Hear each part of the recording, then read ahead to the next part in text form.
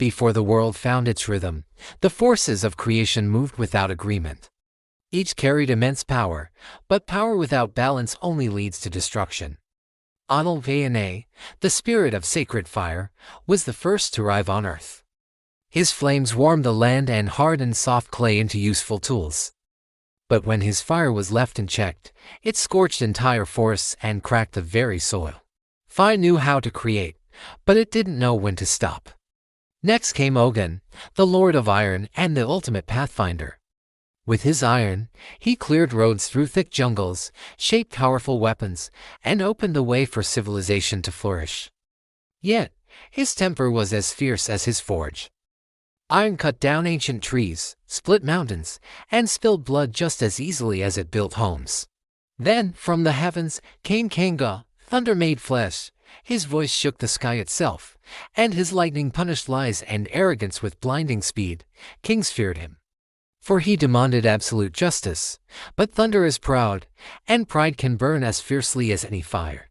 And beneath them all, in the silent depths, ruled Olókun, the keeper of the deep waters, a realm of mystery, and told wealth, and a depth beyond any human understanding.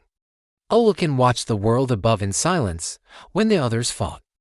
The oceans rose in anger, when they forgot their humility. The tides swallowed entire villages without warning. Water, you see, remembers everything. The world trembled on the brink of collapse. Fire burned to hot. Iron cut to deep. Thunder struck too often. And water threatened to reclaim the land. The balance was failing. That was when Eck appeared at the crossroads. He didn't come as a spirit of chaos, but as truth in motion. Eck spoke to each of the great forces, but he spoke differently to each one. To Onílẹ Ìná, the spirit of fire, he said, "Fire that does not listen becomes nothing but ash." To Ogun, the Lord of Iron, he said, "Iron without wisdom destroys the very road it creates." To Ṣàngó, the King of Thunder, he said, "Justice without restraint becomes tyranny." And finally, to Olókun, the Keeper of the Deep, he said, "Depth without expression becomes a drowning." Silence. Each of them was angered, because Eck has a way of revealing the truths that power hates to hear. They argued, their voices clashing like titans. The sky darkened, the earth cracked, and the seas churned. So Eck set a simple test. He placed a single, vulnerable village at the crossroads where their powers met, and then he withdrew, watching from a distance. Immediately, fire scorched the village's fields. Iron armed its people against each other. Thunder judged them with merciless bolts from the sky. And finally, water flooded what little remained. The village was completely destroyed, not by some great evil, but by imbalanced power.